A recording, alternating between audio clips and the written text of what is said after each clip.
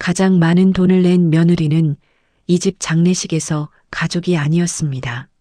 상주님, 장례 총액이 6,780만 원입니다. 오늘 안에 결제 안 되면 지금부터 진행이 멈춥니다. 장례 지도사의 목소리가 상주석 바로 뒤에서 멈췄습니다. 빈소안이 조용해지면서 접객실 문 앞에 서 있던 조문객 두 분이 동시에 발걸음을 멈추고 우리를 바라봤습니다. 전광판 하단에 떠 있는 미결제 표시가 붉게 깜빡이고 있었습니다. 나는 손에 쥔 국화 리본을 놓지 못하고 그대로 앉아 있었습니다. 첫째 며느리는 고개를 숙인 채 휴대전화만 내려다보다가 화면을 껐고, 셋째 며느리는 물잔을 들어 올렸다가 다시 내려놓으며 내 눈치를 살폈습니다. 그런데 이상했습니다. 상주석 한 자리가 비어 있었습니다. 늘 그 자리에 앉아 있어야 할 사람, 둘째 며느리 수진의 자리였습니다. 장례 지도사가 서류를 다시 넘기며 나를 바라봤습니다. 결제 담당란에는 아무 이름도 적혀 있지 않았고 조문객들의 시선이 자연스럽게 상주석을 훑고 지나가는 게 느껴졌습니다. 누구도 이름을 부르지 않았지만 모두 같은 사람을 떠올리고 있다는 걸 알았습니다. 수진이는 어디 간 거야? 나는 천천히 고개를 돌려 빈소 입구 쪽을 봤습니다. 조문객 줄 사이에 수진이 서 있었는데 상주석과는 몇 걸음 떨어진 일반 조문객이 서는 자리였습니다. 검은 상복도 입지 않은 채 평범한 검은 원피스만 입고 있었습니다. 접수대 옆 전광판에는 상주 명단이 떠 있었습니다. 나는 그 화면을 보다가 숨이 멎는 것 같았습니다. 장모 조순례, 장남 김태준, 장남 배우자, 차남 배우자, 삼남 배우자, 둘째 며느리라는 표기가 없었습니다. 아예 사라져 있었습니다. 내가 화면을 보는 동안 장례 지도사가 다시 말을 이었습니다. 상주님, 결제 담당자 확인이 필요합니다. 진행이 늦어지면 조문객분들께서. 나는 대답하지 못했습니다. 목구멍에서 말이 나오지 않았거든요. 첫째 며느리가 가방에서 카드 지갑을 꺼냈다가 다시 넣는데 손이 떨리는 게 보였고, 셋째 며느리는 내 얼굴만 살피며 입술을 깨물었습니다. 빈소 안의 공기가 조금씩 무거워졌습니다. 수진의 이름은 아무도 입에 올리지 않았지만 그 자리가 비어 있다는 사실만으로도 충분했습니다. 조문객들의 속삭임이 들리기 시작했습니다. 둘째 며느리 안 보이네? 저기 조문객 줄에 서 있잖아. 상주석에 안 앉았어? 왜 저러는 거야? 속삭임이 점점 커졌습니다.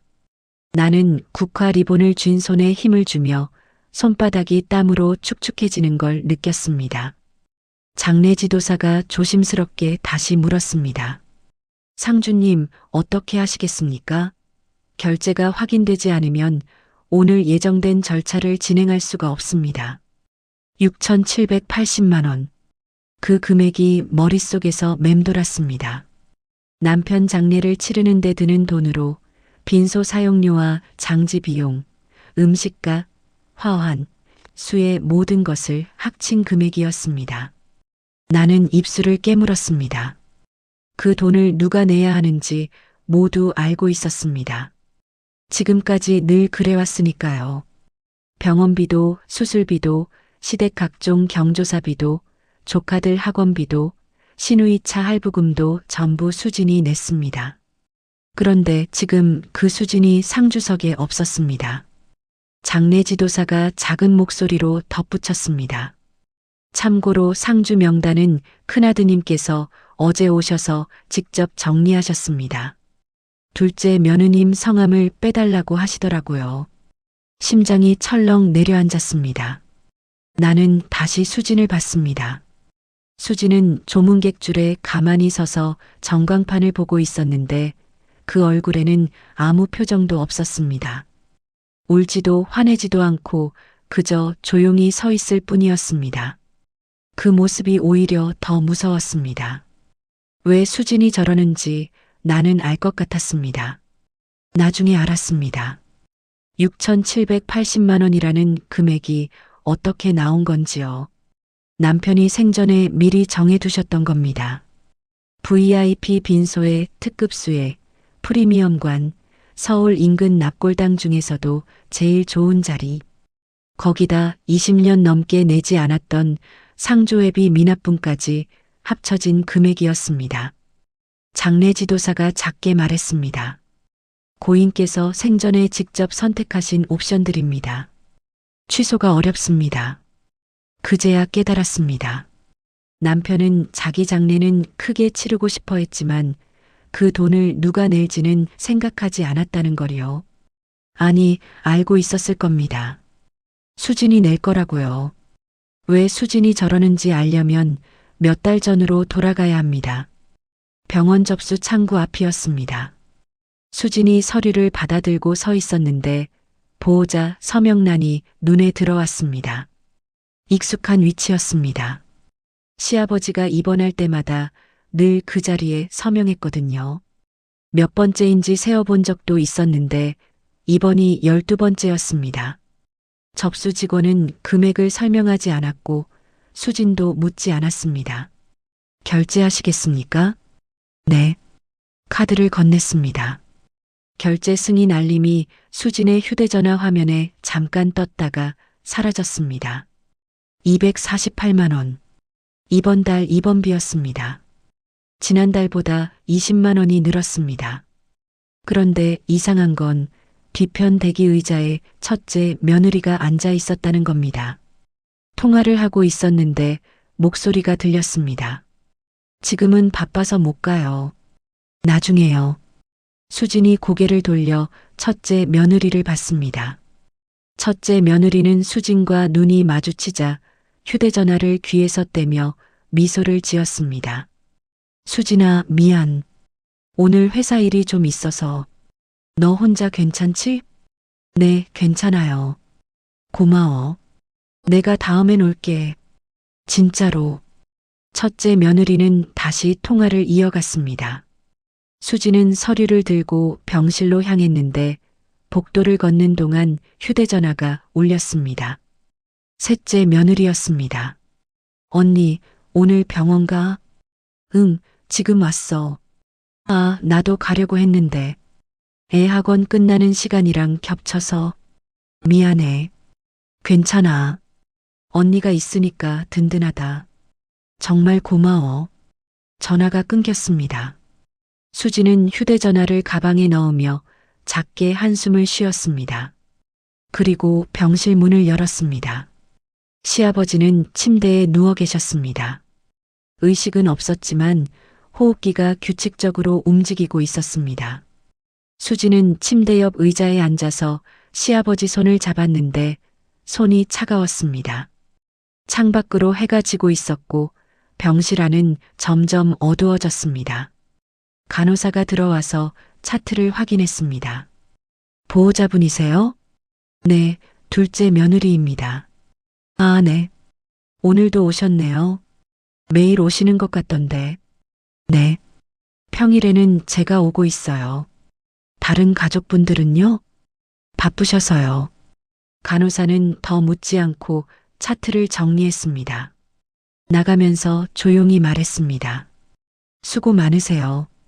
환자분 상태는 안정적이니까 너무 걱정 마세요. 수지는 대답하지 않았습니다. 그냥 시아버지 손을 잡고 앉아 있다가 1시간쯤 지나서 병실을 나왔습니다. 며칠이 지났습니다. 단체 가족 모임이 끝난 저녁이었습니다. 첫째 며느리네 집에서 모였는데 식사 후 거실에 모여 앉아 있었습니다. 나는 수진 옆에 자리를 잡고 앉았습니다. 봉투 하나를 꺼내서 수진 쪽으로 밀었습니다. 수진아, 네 어머니. 이번 달 학원비가 좀 밀렸대. 미안한데 말을 끝까지 하지 못했습니다. 수진이 봉투를 받아들었기 때문입니다. 열어보지도 않고 그냥 가방에 넣었습니다.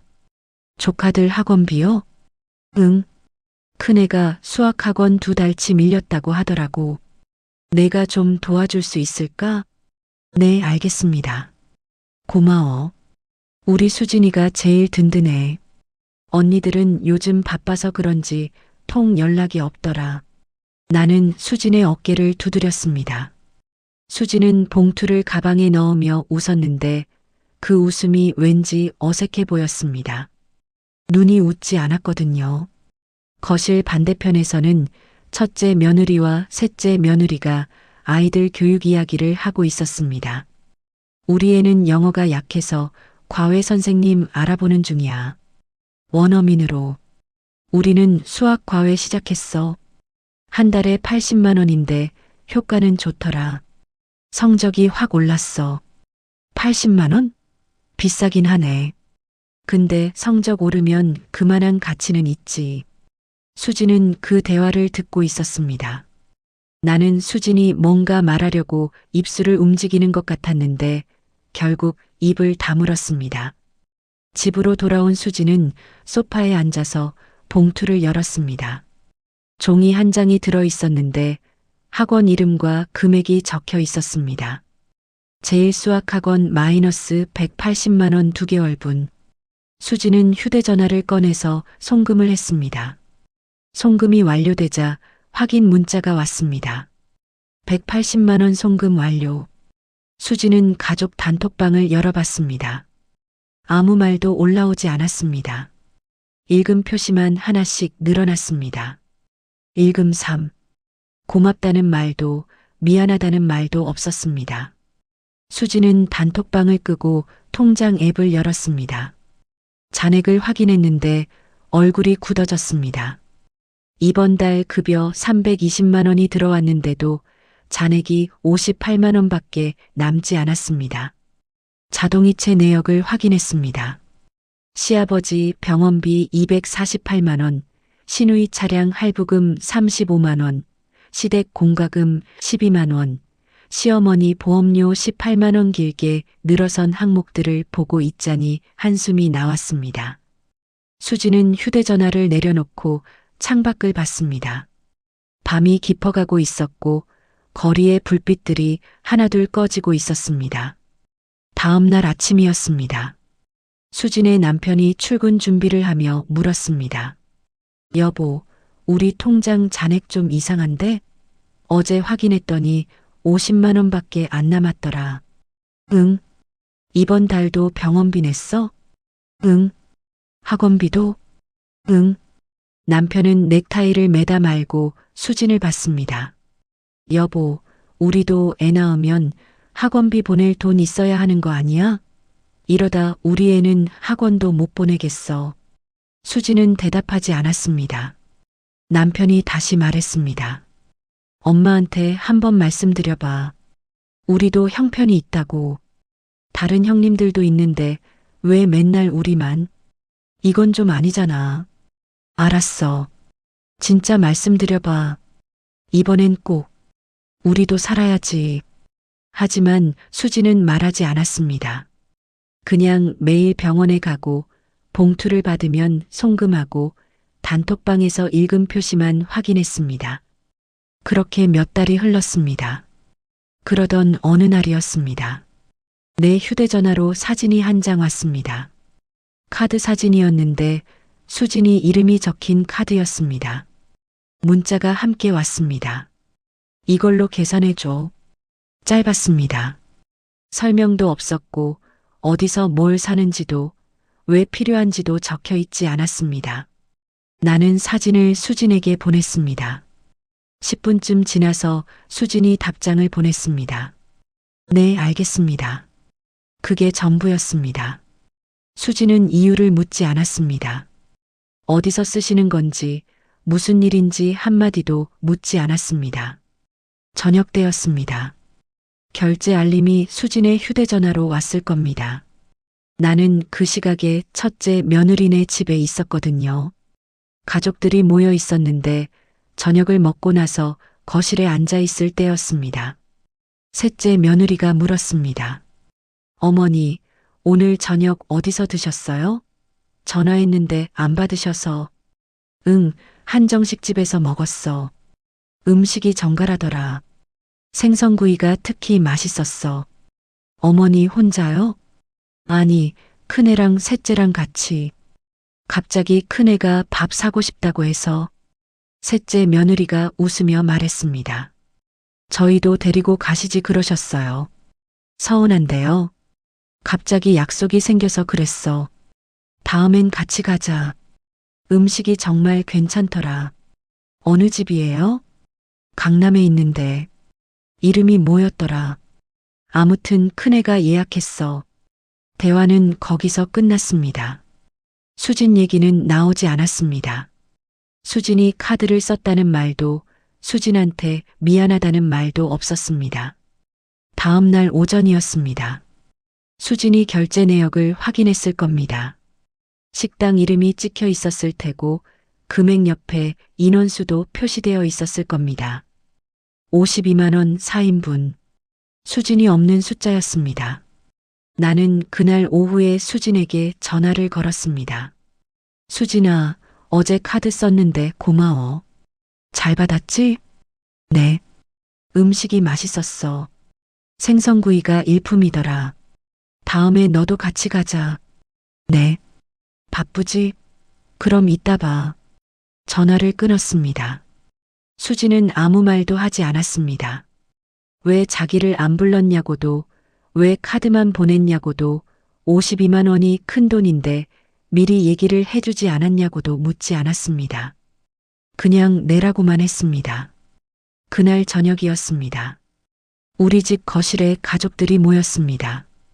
큰아들, 둘째 아들, 셋째 아들 부부가 다 왔는데 재산 이야기가 나왔습니다.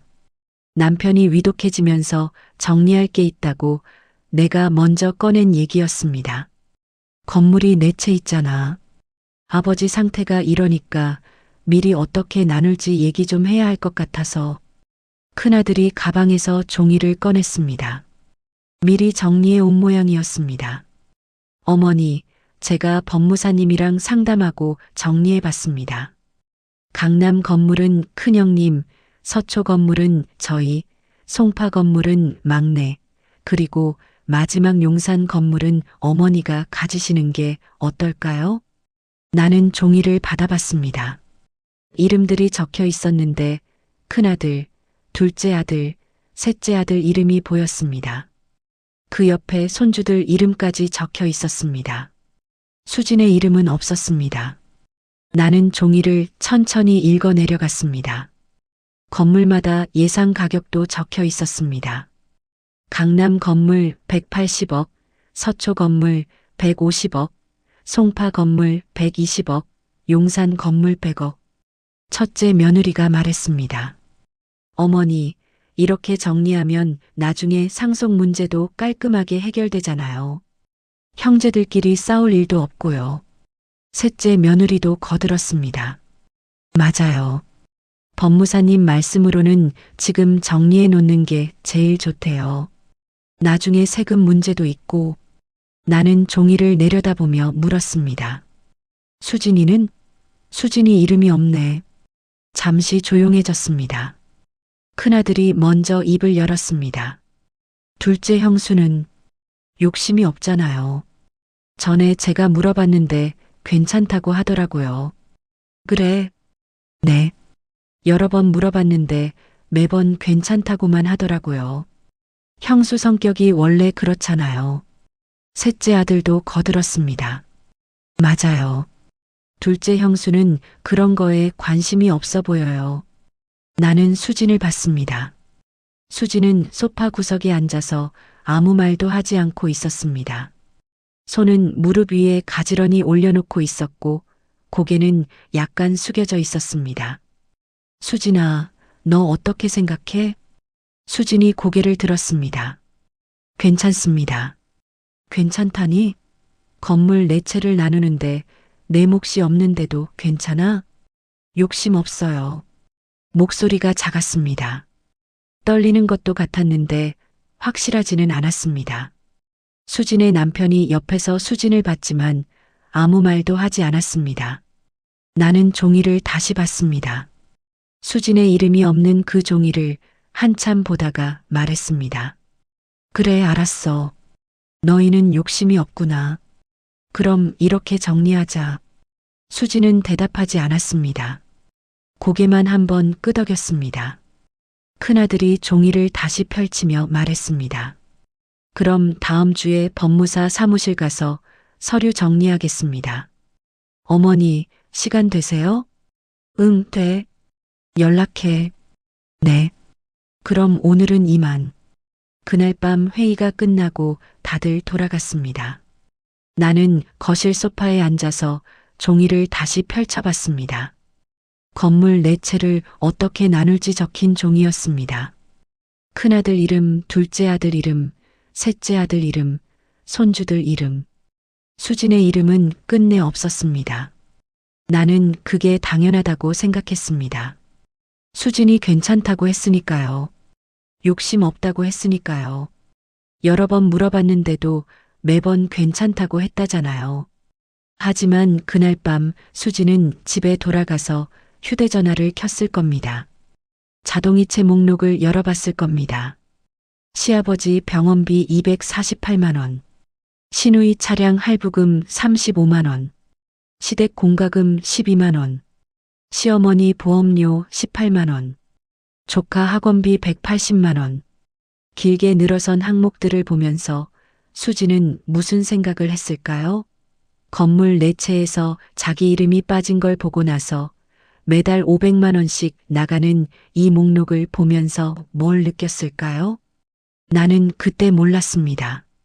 수진이 그날 밤 통장 앱을 끄고 나서 한참을 소파에 앉아 있었다는 걸, 창밖을 보며 아무 말도 하지 않았다는 걸, 남편이 말을 걸어도 대답하지 않았다는 걸, 그리고 그날 밤부터 수진이 달라지기 시작했다는 걸 나는 전혀 몰랐습니다.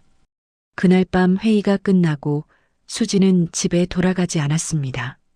화장실에 들어가서 휴대전화를 꺼냈습니다. 손이 떨렸습니다. 가족 단톡방을 열었습니다. 그리고 문자를 쓰기 시작했습니다. 3년간 제가 쓴 돈 정리해서 보내드립니다. 첫 번째 메시지를 보냈습니다. 시아버지 병원비 매달 248만 원씩 36개월 총 8,928만 원. 두 번째 메시지 시댁 공과금 매달 12만 원씩 36개월 총 432만 원. 세 번째 어머니 보험료 매달 18만 원씩 36개월 총 648만 원.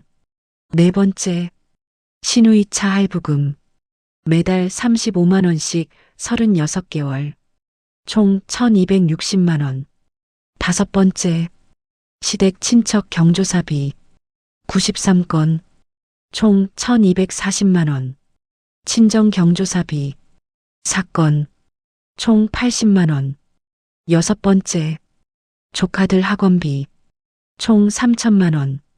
일곱 번째 어제 강남 한정식 4인분 52만 원. 저는 없었습니다. 마지막 메시지를 보냈습니다. 재산 분배 문서에 적힌 이름들 강남 건물 마이너스 큰오빠, 서초 건물 마이너스 남편, 송파 건물 마이너스 셋째 동서, 용산 건물 마이너스 어머니. 제 이름은 어디에도 없었습니다. 그리고 맨 마지막 한 줄을 보냈습니다. 3년간 제가 쓴 돈 총 1억 5,388만 원. 재산 분배에서 제목 영원. 이게 욕심 없는 며느리의 대가입니다. 전송 버튼을 눌렀습니다. 5초 뒤 단톡방이 폭발했습니다. 첫째 올케 메시지가 떴습니다. 셋째 동서 메시지. 언니 이게 뭐예요? 큰오빠 메시지. 수진아, 지금 뭐 하는 거야? 시누이 메시지. 언니가 지금 미쳤어? 셋째 동서가 다시 썼습니다. 형수님 왜 이러세요? 메시지가 계속 올라왔습니다. 읽음 표시가 7까지 늘어났습니다. 하지만 수지는 답장하지 않았습니다. 휴대전화를 끄고 화장실에서 나왔습니다. 거실을 지나는데 큰아들이 다가왔습니다. 수진아, 단톡방에 왜 그런 걸 올려? 당장 지워. 수진이 멈춰 섰습니다. 그리고 처음으로 큰아들을 똑바로 쳐다봤습니다. 왜요? 사실인데요. 사실이어도 그렇지. 가족들한테 창피하게. 창피한 건 오빠 아니에요? 큰아들이 말을 멈췄습니다. 상주 명단에서 제 이름 빼신 거, 그것도 오빠가 직접 장례 지도사한테 요청하셨다면서요? 그건 장례 지도사한테 들었어요. 오빠가 어제 직접 가서 제 이름 빼달라고 했다고요. 왜요? 며느리 자격도 없다고 생각하신 거예요? 복도에 있던 가족들이 모두 우리를 쳐다봤습니다. 시어머니가 다가왔습니다. 수진아, 그건 오해야. 오해요? 재산 분배 서류에도 제 이름 없었는데요. 손주들 이름까지 다 올렸으면서 왜 저만 빠졌어요? 내가 괜찮다고 했잖아. 수진이 웃었습니다. 차갑게 웃었습니다. 네, 괜찮다고 했죠. 그럼 이제 저도 괜찮게 할게요. 무슨 소리야? 내일 장례식 제가 결제 안 할 거예요. 빈소안이 조용해졌습니다. 그리고 제 지인 93명한테 전화했어요. 조문 안 와도 된다고요. 뭐? 부의금 예상액 930만 원 정도 날아갔을 거예요. 한 사람당 10만 원씩이면 그 정도죠. 시어머니 얼굴이 하얗게 변했습니다. 첫째 며느리가 끼어들었습니다. 수진아, 그래도 시아버님 장례식인데 이러면 안 되지. 언니는 3년간 병원비 한 번 내셨어요? 그건 내가 회사 일이 바빠서. 셋째 동서님도요? 셋째 며느리가 입을 다물었습니다. 수지는 가방을 들고 돌아섰습니다. 3년간 1억 5천 써드렸는데 장례비 6,780만 원은 왜 제가 내야 해요? 저 가족 아니잖아요. 상주 명단에도 없는데요. 그리고 빈소를 나갔습니다. 아무도 막지 못했습니다. 복도 밖에서 수진의 신발 소리가 점점 멀어졌습니다. 빈소 안은 죽은 듯이 조용했습니다. 나는 그제야 깨달았습니다. 수진이 정말로 떠난다는 걸. 그리고 며칠 뒤 남편이 세상을 떠났습니다. 장례식장 접객실이었습니다. 테이블 위에 놓인 음식이 더 이상 줄지 않았습니다. 국과 반찬은 그대로였고 과일과 전도 손뗀 흔적이 없었습니다. 빈 그릇만 서너 개 쌓여 있을 뿐이었습니다. 조문객들이 안내를 기다리며 서 있었습니다. 몇 분이 지났는데도 아무도 움직이지 않자 서로 눈치를 보기 시작했습니다. 어색한 침묵이 흘렀습니다. 장례 지도사가 상주석 쪽으로 다가왔습니다. 잠시만 기다려 주십시오. 곧 안내해 드리겠습니다. 목소리가 조심스러웠습니다. 조문객들은 고개를 끄덕였지만 불편한 기색이 역력했습니다. 누군가 한숨을 쉬는 소리가 들렸습니다. 10분쯤 지났을까요? 장례 지도사가 다시 말했습니다. 죄송합니다. 조금만 더 기다려 주십시오. 이번엔 몇몇 조문객들이 손목시계를 보기 시작했습니다. 검은 정장을 입은 분들이 하나둘 현관 쪽으로 이동했습니다. 나가는 건 아니고 그냥 문 쪽에 서서 상황을 지켜보는 모습이었습니다. 그렇게 10분이 더 흘렀고 몇몇 분들은 아예 밖으로 나가버렸습니다. 나는 상주석에 앉아 있었습니다. 국화 리본을 손에 쥐고 있었는데 손에 힘이 들어가는 게 느껴졌습니다. 리본이 점점 축축해졌습니다. 첫째 며느리는 내 옆에 앉아 있었습니다. 가방에서 카드 지갑을 꺼냈다가 다시 넣었습니다. 그 동작을 두세 번 반복하더니 결국 가방을 닫았습니다. 남편 쪽을 봤지만 남편은 고개를 돌렸습니다. 셋째 며느리는 반대편에 앉아서 나만 쳐다봤습니다. 뭔가 말하고 싶은 것 같았지만 입을 열지 않았습니다. 손으로 치마를 만지작거리고 있었습니다. 나는 아무 말도 하지 않았습니다. 그냥 국화 리본만 매만지고 있었습니다. 장례 지도사가 세 번째로 다가왔습니다. 손에 서류를 들고 있었는데 결제 담당란이 비어 있는 게 보였습니다. 상주님, 죄송하지만 결제 문제가 해결되지 않으면 진행이 어렵습니다. 나는 고개를 들어 장례 지도사를 봤습니다. 얼마나 더 기다려야 하나요? 그게 담당자 확인이 필요한 상황입니다. 담당자요? 네. 결제를 담당하실 분을 정해 주셔야 합니다. 나는 다시 고개를 숙였습니다. 장례 지도사는 잠시 서 있다가 조용히 물러났습니다. 빈소 안의 공기가 조금씩 무거워졌습니다. 접객실에서는 조문객들이 작은 소리로 속삭이는 게 들렸습니다. 언제까지 기다려야 하는 거야? 글쎄, 뭔가 문제가 있나 봐. 시간이 없는데, 다른 약속도 있고, 나도 이 시에 미팅이 있어서 나는 그 소리들을 들으면서도 아무 말도 하지 못했습니다. 수진의 이름은 아무도 입에 올리지 않았지만 모두 같은 걸 생각하고 있다는 게 느껴졌습니다. 큰아들이 자리에서 일어났습니다. 어머니, 제가 장례 지도사님이랑 얘기 좀 해보겠습니다. 그래. 큰아들이 장례 지도사 쪽으로 걸어갔습니다. 둘이 복도 쪽에서 잠시 대화를 나누는 게 보였습니다. 큰아들의 표정이 점점 어두워지더니 다시 돌아왔습니다. 어머니, 일단 진행을 해야 할 것 같은데요. 조문객분들이 계속 기다리고 계셔서. 그래, 그럼 어떻게 하지? 제가 일단 카드를 드릴까요? 큰아들의 목소리가 작아졌습니다. 나는 큰아들을 봤습니다. 한도가 얼마야? 그게 300만 원입니다. 300? 네.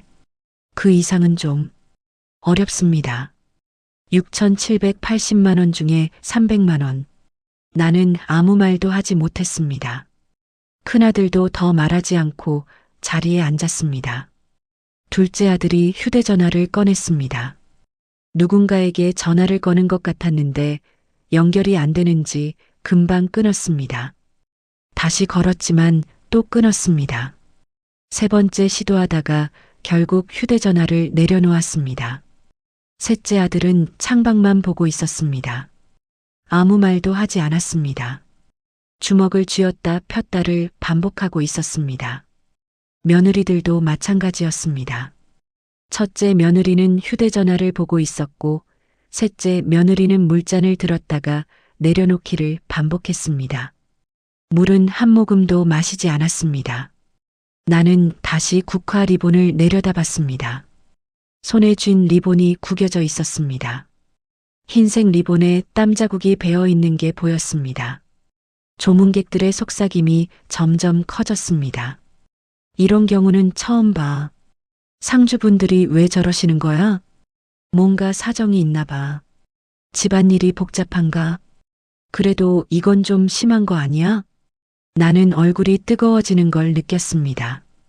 부끄러웠습니다. 남편 장례를 치르는데 돈 문제로 진행이 멈춘다는 게 믿기지 않았습니다. 이런 모습을 조문객들에게 보이는 게 창피했습니다.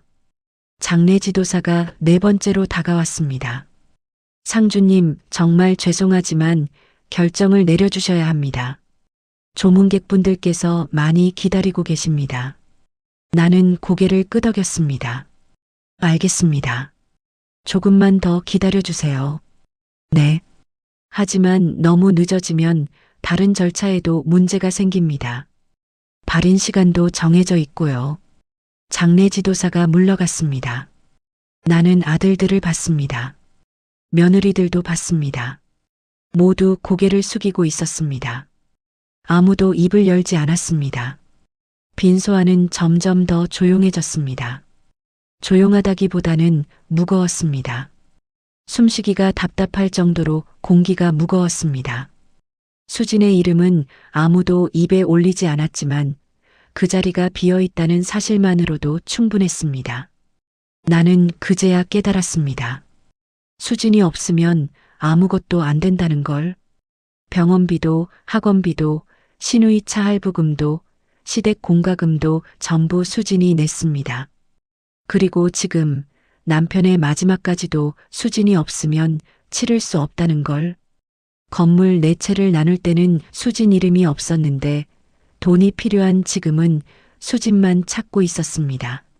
정작 수진은 어디에도 보이지 않았고 그 빈자리가 점점 더 크게 느껴졌습니다.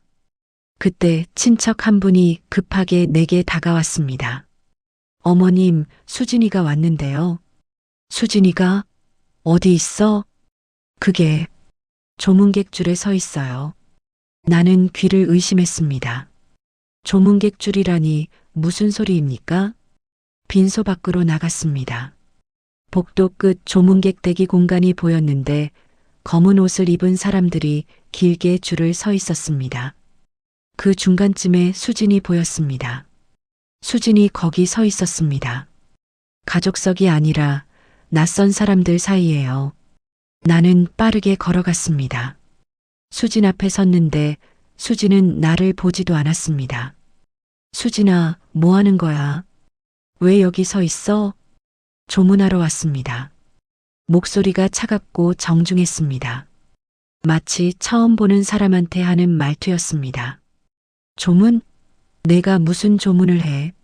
며느리잖아. 안으로 들어가야지. 저는 조문객으로 왔습니다. 야, 지금 장난하는 거야? 사람들이 다 보는데. 수진이 처음으로 나를 똑바로 봤습니다. 눈빛이 낯설었습니다. 장난 아닙니다. 저는 이 집 며느리가 아니에요. 뭔 소리를 하는 거야, 지금. 재산 분배할 때 제 이름 없었잖아요. 건물 4채 나누는데 저는 빠졌어요. 손주들 이름까지 다 적혀 있었는데 저만 없더라고요. 나는 입이 막혔습니다. 수진이 계속 말했습니다. 그게 답 아닙니까? 어머님이 정하신 거잖아요. 저는 가족이 아니라고요. 그건 내가 괜찮다고 했잖아. 욕심 없다고. 네, 괜찮다고 했죠. 어머님한테 한 번도 싫다고 안 했어요. 힘들다고도 안 했고요. 수진이 가방에서 흰 봉투를 꺼냈습니다. 부의금 봉투였습니다. 그러니까 저도 괜찮게 하겠습니다. 조의금 10만 원입니다. 일반 조문객이니까 이 정도면 적당하죠? 수진아, 그만해. 안으로 들어가. 싫습니다. 야, 지금 뭐 하는 거야? 창피하게. 수진이 웃었습니다. 차갑게 웃었습니다. 창피한 건 어머님 아닙니까? 장례비 6,780만 원 누가 내라고 그러셨어요? 또 저한테 카드 사진 보내시려고요? 주변 조문객들이 우리를 쳐다보기 시작했습니다. 수군거리는 소리가 들렸습니다. 저 사람이 며느리래. 며느리가 왜 저기 서 있어? 나는 수진의 팔을 잡았습니다. 들어가. 지금 당장. 사람들이 다 보잖아. 수진이 내 손을 뿌리쳤습니다. 놓으세요. 저 이제 며느리 아니에요. 야, 정신 차려. 내가 지금 뭐 하는지 알아? 네, 압니다. 조문하러 왔어요. 순서 기다리고 있고요. 나는 목소리를 낮췄습니다. 수진아, 제발. 안으로 들어가자. 얘기 좀 하자. 할 얘기 없습니다. 장례비는 내가 해결할게. 내가 안 내도 돼. 이제 와서요? 수진의 목소리가 커졌습니다. 어머니, 저 지난 3년간 얼마 썼는지 아세요? 시아버지 병원비만 8,900만 원이었어요. 학원비, 공과금, 보험료, 할부금 다 합치면 1억 5천 넘습니다.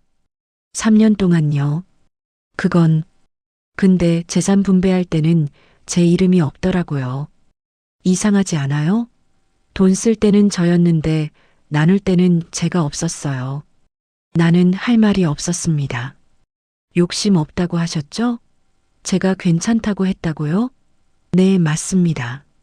저 한 번도 거절 안 했어요. 봉투 받으면 그냥 송금했어요. 카드 사진 오면 그냥 결제했어요. 수진의 목소리가 떨렸습니다. 근데 그게 제 진짜 마음이었을까요? 어머니는 한 번이라도 물어보셨어요? 정말 괜찮냐고, 힘들지 않냐고, 우리 형편은 어떠냐고 안 물어보셨죠. 제가 괜찮다고 하니까 정말 괜찮은 줄 아신 거예요. 아니면 괜찮든 말든 상관없으셨거나. 수진이 봉투를 내 손에 쥐어줬습니다. 이제 저는 조문객입니다. 조의금 내고 절하고 나갈게요. 그게 제가 할 수 있는 전부예요. 수진아.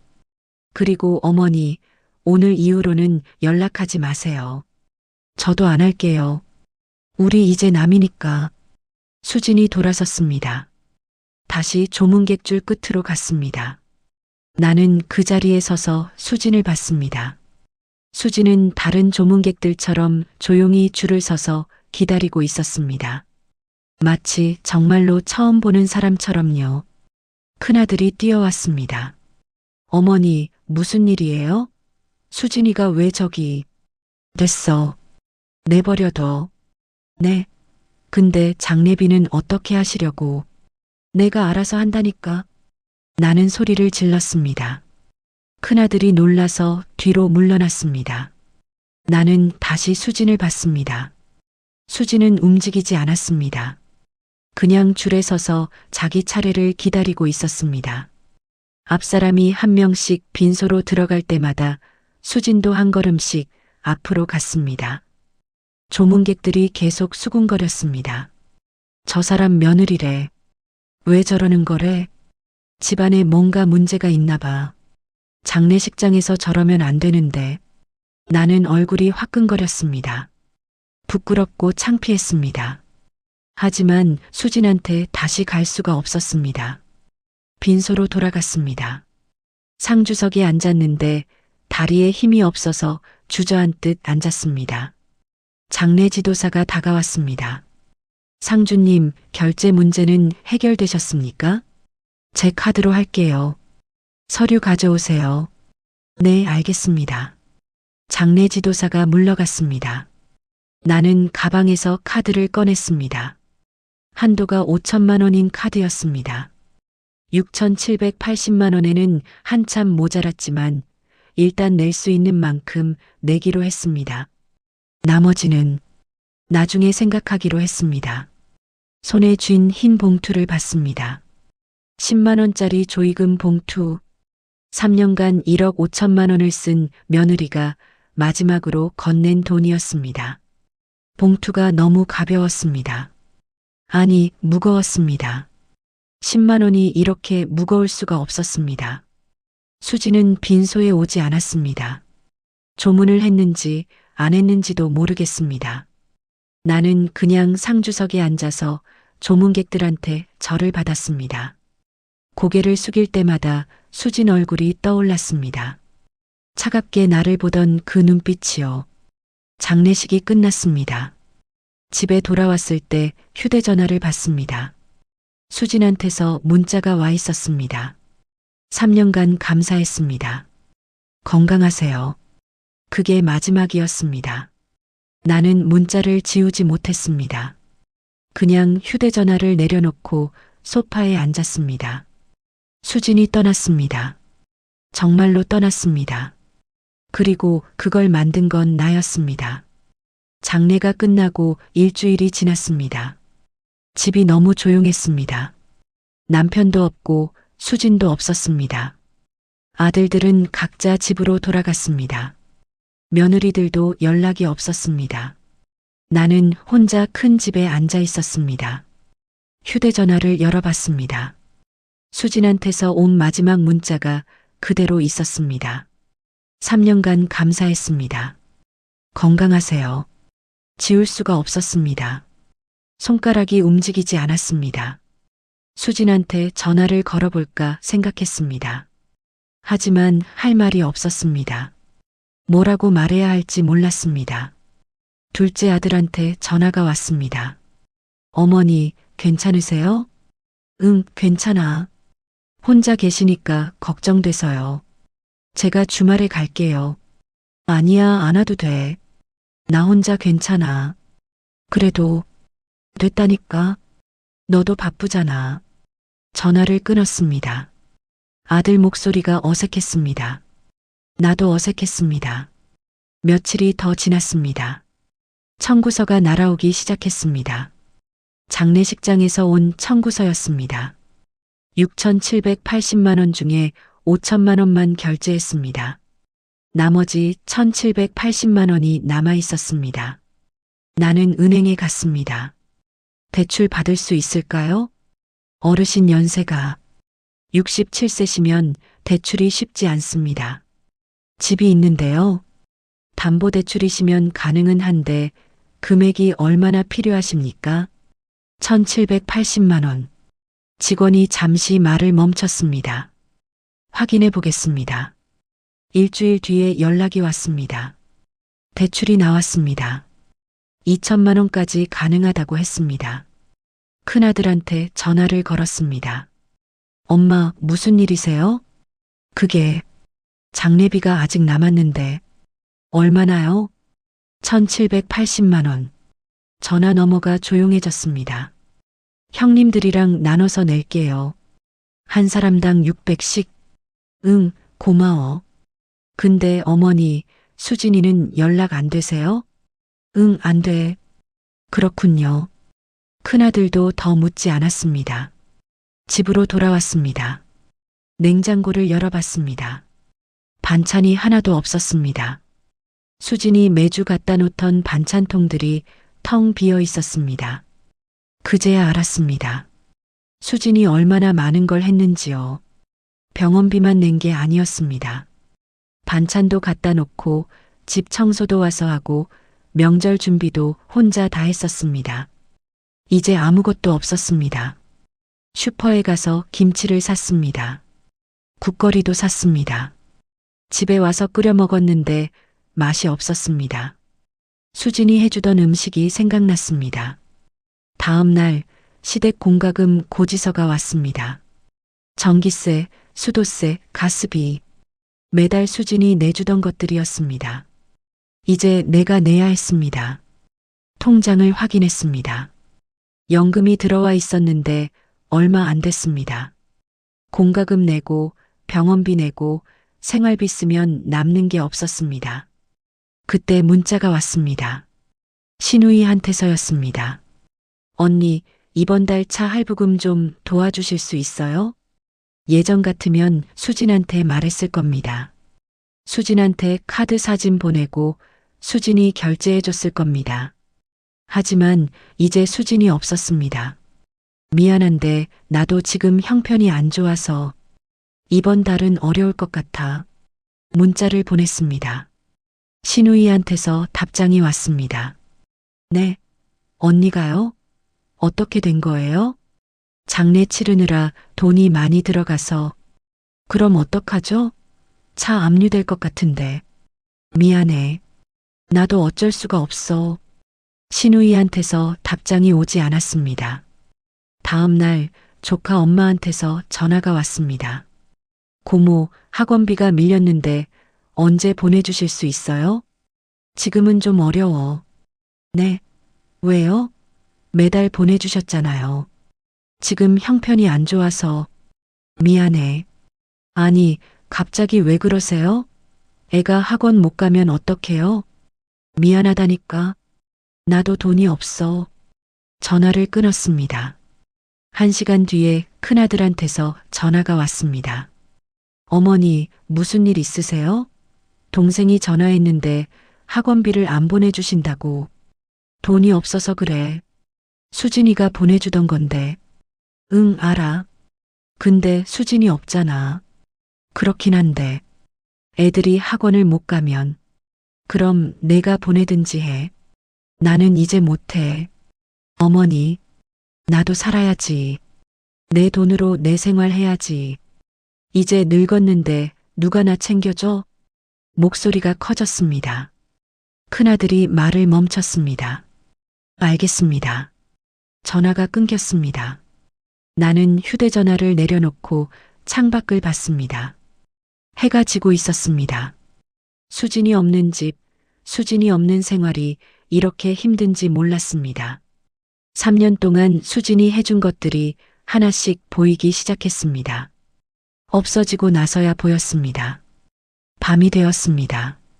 침대에 누웠는데 잠이 오지 않았습니다. 수진 얼굴이 계속 떠올랐습니다. 조문객줄에 서 있던 수진, 차갑게 나를 보던 수진, 흰 봉투를 건네던 수진. 어머니는 한 번이라도 물어보셨어요? 정말 괜찮냐고, 힘들지 않냐고? 수진의 목소리가 귓가에 맴돌았습니다. 나는 한 번도 물어보지 않았습니다. 수진이 괜찮다고 하니까 정말 괜찮은 줄만 알았습니다. 아니, 알고 싶지 않았던 걸지도 모릅니다. 수진이 힘들어도 수진이 돈을 내주니까 편했습니다. 그래서 모른 척 했을지도 모릅니다. 휴대전화를 들었습니다. 수진 이름을 찾았습니다. 전화를 걸까 말까 고민했습니다. 하지만 누를 수가 없었습니다. 뭐라고 말해야 할지 몰랐습니다. 미안하다고, 돌아오라고, 다 소용없는 말 같았습니다. 휴대전화를 다시 내려놓았습니다. 그날 밤 나는 처음으로 울었습니다. 남편이 죽었을 때도 울지 않았는데 수진이 떠나고 나서 울었습니다.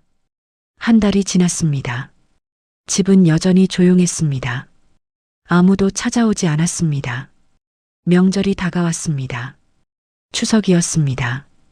예전 같으면 수진이 일주일 전부터 준비했을 겁니다. 전 부치고, 나물 무치고, 송편 빚고, 수진이 다 했었습니다. 하지만 이번에는 아무도 없었습니다. 큰아들한테서 전화가 왔습니다. 어머니, 추석 어떻게 하세요? 응? 뭘 어떻게 해? 차례는요? 저희 집에서 지낼까요? 아니면 그냥 각자 알아서 해. 나는 집에 있을게. 네. 어머니 혼자요? 응. 귀찮아. 차례 준비도 힘들고. 전화 너머에서 며느리 목소리가 들렸습니다. 뭔가 이야기를 나누는 것 같았습니다. 어머니, 그럼 제가 음식 준비해서 갈게요. 아니야, 안 와도 돼. 그래도 명절인데. 됐다니까. 나 괜찮아. 전화를 끊었습니다. 추석 당일이었습니다. 나는 혼자 상을 차렸습니다. 간단하게 과일 몇 개, 나물 몇 가지만 올렸습니다. 남편 사진 앞에 앉았습니다. 여보, 올해는 이게 다예요. 미안해요. 상을 보니 초라했습니다. 예전에 수진이 차리던 상하고는 너무 달랐습니다. 절을 하고 일어났습니다. 그때 초인종이 울렸습니다. 누구일까 싶어서 문을 열었습니다. 둘째 아들이 서 있었습니다. 혼자였습니다. 어머니, 추석인데 혼자 계시면 안 되죠. 너 혼자 왔어? 수진이는? 수진이는 친정 갔어요. 그래. 둘째 아들이 안으로 들어왔습니다. 상을 보더니 아무 말도 하지 않았습니다. 엄마, 제가 음식 좀 사올게요. 잠깐 기다리세요. 아니야, 그냥 이대로.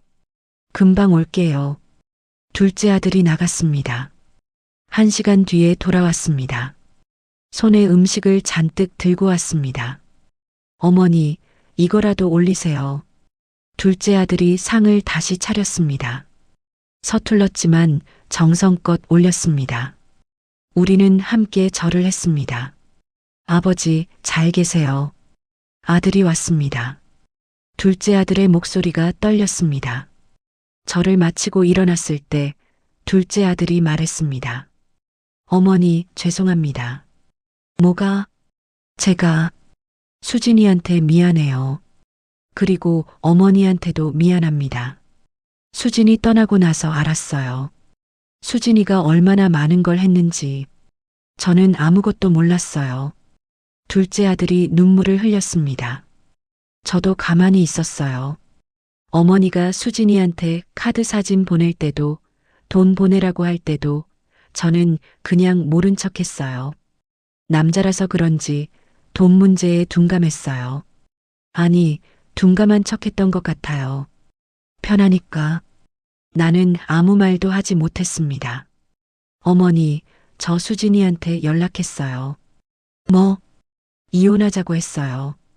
가슴이 철렁 내려앉았습니다. 왜 이혼을 해? 수진이가 원하면 해주려고요. 그게 맞는 것 같아서요. 수진이는 뭐래? 아직 답이 없어요. 생각해 보겠다고만 했어요. 둘째 아들이 고개를 숙였습니다. 어머니, 저도 잘못했어요. 제 아내인데 제가 지켜야 하는 건데 저는 아무것도 안 했어요. 수진이가 힘들어하는 거 알았어요.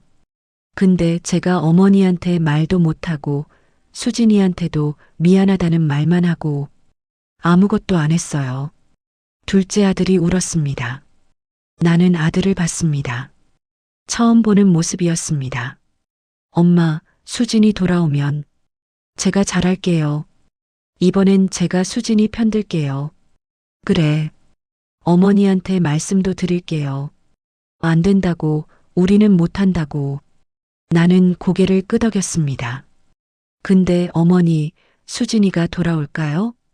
모르겠다. 저는 돌아왔으면 좋겠어요. 진심으로요. 그날 저녁 둘째 아들과 밥을 먹었습니다. 둘이서 간단하게 국수를 끓여 먹었습니다. 엄마, 국수 맛있어요. 그래. 오래간만에 해봤는데 예전에 자주 해주셨잖아요. 어렸을 때 그랬지. 잠시 침묵이 흘렀습니다. 엄마, 제가 하나만 물어봐도 될까요? 응. 어머니는 왜 수진이한테만 그러셨어요? 형수들한테는 안 그러셨잖아요. 나는 대답하지 못했습니다. 수진이가 말 잘 들어서요? 거절 안 해서요? 어머니, 그건 아닌 것 같아요. 둘째 아들이 조용히 말했습니다. 수진이가 착해서 그런 게 아니에요. 수진이가 무서워서 그랬던 거예요. 거절하면 나쁜 며느리 될까봐, 미움받을까봐.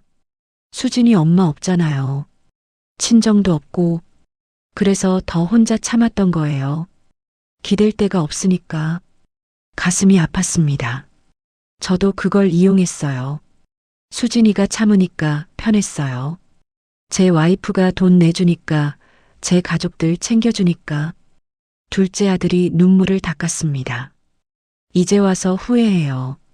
진작 말렸어야 했는데, 어머니한테도 말씀드렸어야 했는데, 미안하다. 네, 엄마가 미안해. 내 말이 맞아. 엄마가 잘못했어. 처음으로 인정했습니다. 수진이한테 미안하고 너한테도 미안해. 둘째 아들이 고개를 숙였습니다. 엄마도 이제 알았어. 너무 늦었지만. 그날 밤 둘째 아들이 돌아가고 나서 나는 오랫동안 앉아 있었습니다. 수진이 생각났습니다. 엄마 없이 자란 수진. 혼자 살아온 수진. 그래서 더 열심히 살았던 수진. 나는 그런 수진을 이용했습니다. 착한 며느리라고 생각했지만 사실은 무서워서 거절 못하는 며느리였습니다. 휴대전화를 들었습니다. 수진한테 문자를 보냈습니다. 수진아, 미안하다. 할머니가 정말 미안해. 전송을 눌렀습니다. 답장은 오지 않았습니다. 6개월이 지났습니다. 수진한테서 답장은 끝내 오지 않았습니다. 나는 혼자 사는 법을 배워야 했습니다. 그리고 그 과정에서 하나씩 깨달았습니다. 공과금 고지서, 전기세 42만 원 겨울 난방, 수도세 8만 원, 가스비 35만 원. 매달 수진이 내주던 12만 원이 이제 제 부담이었습니다. 통장 잔액을 보며 한숨이 나왔습니다. 연금 150만 원으로는 턱없이 부족했습니다. 명절, 추석 차례상을 혼자 차렸습니다. 과일 3개, 나물 2가지. 예전에 수진이 차렸던 상과는 비교도 안 됐습니다. 둘째 아들이 와서 봤을 때 아무 말도 못하더군요. 신우이의 전화. 언니, 차 할부금 이번 달도 안 보내주실 거예요? 미안한데 나도 형편이. 에이, 언니. 예전엔 잘만 보내주셨잖아요. 그건 내가 보낸 게 아니라 수진이가. 전화가 끊겼습니다. 한 달 뒤에 또 전화가 왔습니다. 언니, 차 압류됐어요. 어떡하죠? 미안해. 예전엔 매달 35만 원 보내주셨잖아요. 그건 수진이 돈이었어. 나는 한 번도 안 냈어. 신우이가 울먹이며 전화를 끊었습니다. 조카 엄마의 항의. 고모, 우리의 학원 3개월 밀렸어요. 언제까지 이러실 거예요? 미안해. 지금은 여유가 없어서. 예전엔 매달 보내주셨잖아요. 180만 원씩. 그건 수진이가 보낸 거였어. 아니, 그럼 저희 애는 어떡하라고요? 학원비 밀려서 쫓겨났어요. 미안해. 전화가 끊겼습니다. 한 달 뒤에 또 전화가 왔습니다. 고모, 저희 정말 힘들어요. 50만 원만이라도. 나도 없어. 정말 미안해. 이번엔 내가 먼저 끊었습니다. 큰아들의 한탄. 명절에 왔다가 혼잣말처럼 중얼거렸습니다. 형수가 이렇게 많은 걸 했었구나. 냉장고 반찬통이 텅 빈 걸 보며 하는 말이었습니다. 엄마, 예전엔 형수가 반찬 갖다 놨죠? 응. 매주 갖다 놨어. 집 청소도요? 응. 명절 음식도요? 그것도. 큰아들이 한숨을 쉬었습니다. 우리가 너무 당연하게 생각했네요. 병원비. 독감에 걸려서 병원에 갔습니다. 보호자분 연락처 적어주세요. 예전 같으면 수진 번호를 적었을 겁니다. 빈칸에 아무것도 쓸 수 없었습니다. 없습니다. 가족분은요? 멀리 있어요. 접수 직원이 나를 불쌍하게 쳐다봤습니다. 친척 모임. 고모가 전화를 걸어왔습니다. 야, 큰 며느리 어디 갔어? 요즘 통 안 보이네. 집안 사정이 있어서요. 에이, 그 며느리 참 괜찮았는데. 항상 경조사비도 꼬박꼬박 보내주고. 요즘 그런 며느리 없어. 우리 집 조카 결혼식 때도 30만 원 보내줬잖아. 가슴이 아팠습니다. 지난번 장례식 때도 부의금 20만 원 보내줬는데. 고마웠어. 근데 왜 요즘은 연락이 안 돼? 이제 안 볼 거예요. 왜? 무슨 일 있어? 네. 전화를 끊었습니다. 경제적 붕괴. 통장 잔액 28만 원. 이달 지출 예정 공과금 85만 원. 병원비 30만 원. 생활비 60만 원. 부족 147만 원. 큰아들한테 전화를 걸었습니다. 이번 달 생활비 좀. 어머니, 저희도 지금 애 학원비 때문에 빠듯해요. 예전엔 형수가 도와줬는데 50만 원만. 알겠습니다. 보내드릴게요. 전화를 끊고 나서 한참을 앉아 있었습니다. 수진한테는 매달 500만 원씩 쓰라고 하면서 이제 내가 50만 원 받는 처지가 됐습니다. 빌라복도에서 옆집 할머니를 만났습니다. 어머, 며느리 요즘 안 오네? 예전엔 매주 왔던 것 같은데. 이제 안 와요. 왜? 무슨 일 있어? 네. 에이고, 그 며느리 효자더만. 우리 집 하수구 막혔을 때도 도와줬는데. 착한 며느리였어. 할머니가 한숨을 쉬었습니다. 요즘 그런 며느리 없어. 우리 집 며느리는 명절에도 안 와. 나는 대답하지 못했습니다. 설날, 혼자 떡국을 끓였습니다. 떡을 넣고 끓이는데 눈물이 났습니다. 예전엔 수진이 떡국을 20인분씩 끓였습니다. 집안 식구들 다 모여서 먹었습니다. 지금은 나 혼자입니다. 떡국 한 그릇을 다 먹지 못했습니다. 둘째 아들의 소식? 어느 날 둘째 아들한테서 전화가 왔습니다. 어머니, 수진이가 아이 낳았어요. 심장이 쿵 하고 뛰었습니다. 정말? 네. 아들이에요. 3.2kg. 그래. 축하한다고 전해줘. 어머니가 직접 전화하시는 게. 아니야. 수진이가 원치 않을 거야. 너만 전해줘. 사진이라도. 됐어. 괜찮아. 전화를 끊었습니다. 손주가 태어났는데 볼 수 없었습니다. 사진도 볼 수 없었습니다. 제가 만든 결과였습니다. 거실에 앉아서 한참을 울었습니다. 1년 후, 수지는 끝내 돌아오지 않았습니다. 둘째 아들이 가끔 들렀지만 수진 얘기는 하지 않았습니다. 아이 사진도 보여주지 않았습니다. 어느 날 우연히 큰아들한테서 들었습니다. 동생네 이사했대요. 어디로? 경기도 쪽. 좋은 아파트래요. 그래. 수진이가 직장 다니면서 애도 키운대요. 친정 엄마가 없어서 보육원에 맡긴다고. 가슴이 아팠습니다. 내가 도와줄 수 있는데 수지는 혼자 하고 있었습니다. 하지만 연락할 수 없었습니다. 제가 자격이 없었으니까요. 마지막 깨달음. 이제 이 글을 듣는 분들께 한 가지만 말씀드립니다. 며느리는 ATM이 아닙니다. 욕심 없다는 말을 믿지 마세요. 괜찮다는 말 뒤에 숨은 진심을 보세요. 나는 그걸 보지 못했습니다. 그래서 지금 혼자입니다. 손주도 못 봅니다. 명절도 혼자 보냅니다. 아플 때 챙겨줄 사람도 없습니다. 이게 제가 치른 대가입니다. 수진아, 내가 이 글을 들을지 모르겠지만 정말 미안해. 할머니가 너무 잘못했어. 행복하게 살아라. 내 아들도 건강하게 키워라. 할머니는 여기서 너를 응원할게.